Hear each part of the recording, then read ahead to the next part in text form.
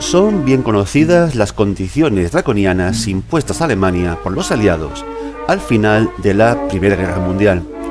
Pero ¿cuándo acabó de pagarse realmente la abultada factura de la Gran Guerra? Esta es la historia que traemos hoy al canal. Te doy la bienvenida al vertedero de Kratos.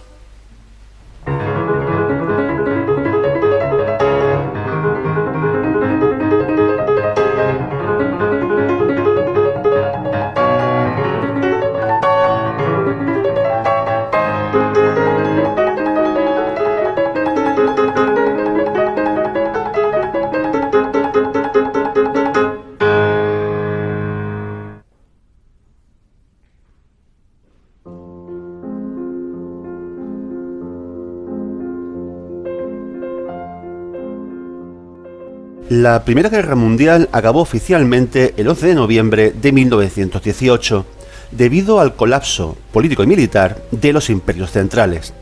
El Imperio Austrohúngaro se desmembraría en varios estados.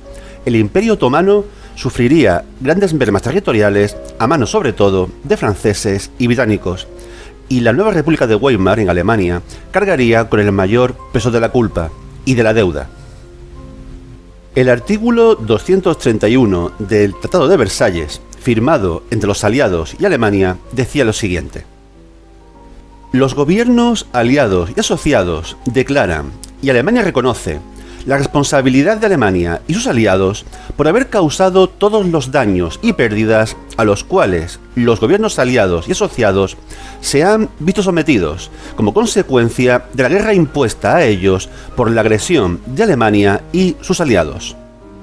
Si pensamos un poco, esto no parece del todo justo, pues la guerra había empezado por un conflicto entre Serbia, aliada del Imperio Ruso, y el Imperio Austrohúngaro, a causa del asesinato en Sarajevo del archiduque Francisco Fernando de Austria.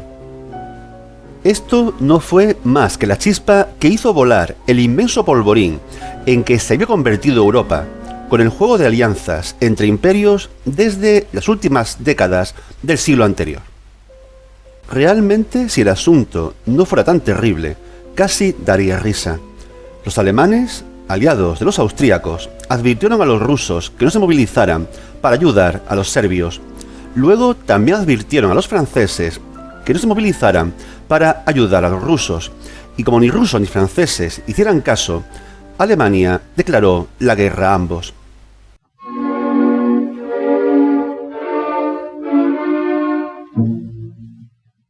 Luego el Reino Unido declaró la guerra a Alemania con la excusa de proteger la neutralidad de Bélgica, amenazada por Alemania para buscar un camino hacia Francia.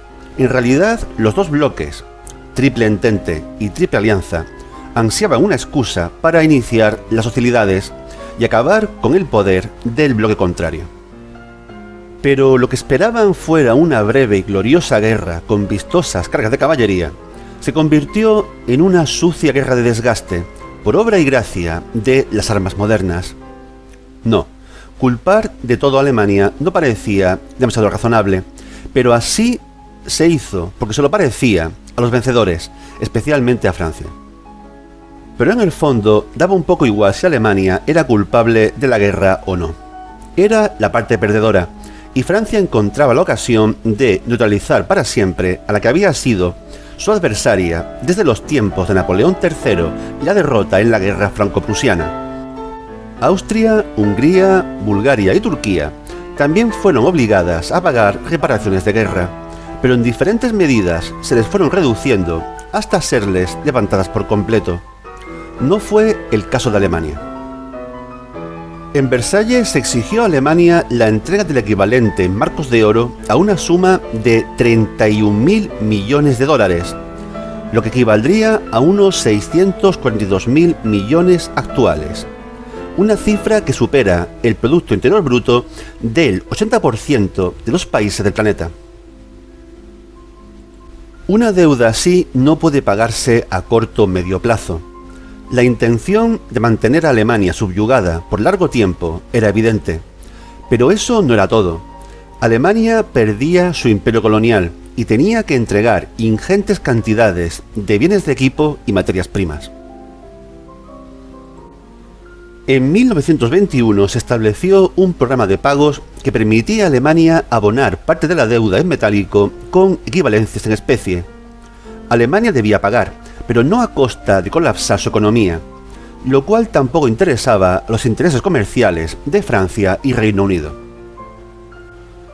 Además estaba la resistencia del propio gobierno alemán a seguir pagando, en parte por el coste evidente y en parte por el hondo sentimiento de injusticia instalado en la opinión pública alemana. Las demoras en los pagos llevaron a que franceses y belgas ocuparan militarmente la región industrial del Ruhr, más que para asegurar los pagos, cosa que no ocurrió, para dar un golpe psicológico por el cual Alemania y los alemanes aceptaran de una vez la derrota.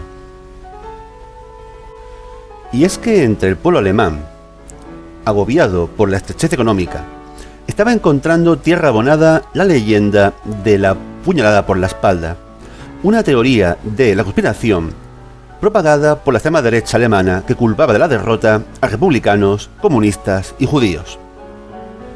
De hecho, la denuncia de las abusivas condiciones impuestas a Alemania fue parte esencial del argumentario desplegado por los nacionalsocialistas de Adolf Hitler en su ascensión al poder. La ocupación de la cuenca del Ruhr agravó la economía alemana. Las penurias del pueblo alemán eran el asombro del mundo, y la radical posición francesa ante el asunto quedó cada vez más aislada. El resto de los países vencedores organizó en 1924 un comité dirigido por el banquero y político estadounidense Charles Dawes, que pretendía estabilizar la economía alemana mediante préstamos y facilitar los pagos.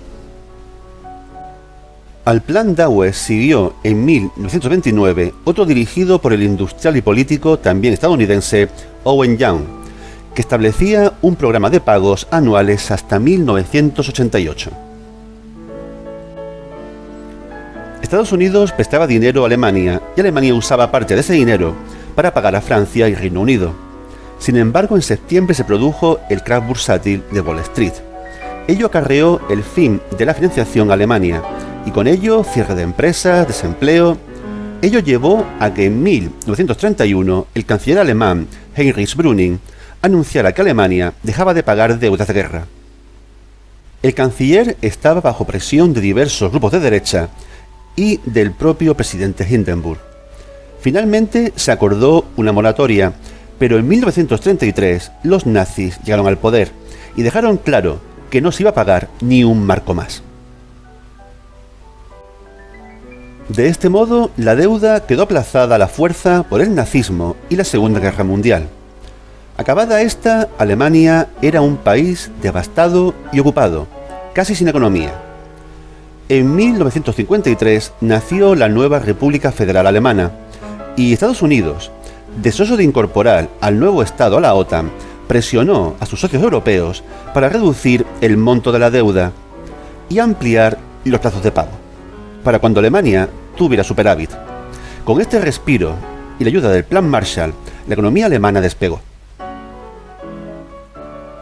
En 1969 se acabaron de pagar los préstamos del Plan Dawes y en 1983 los del Plan Young.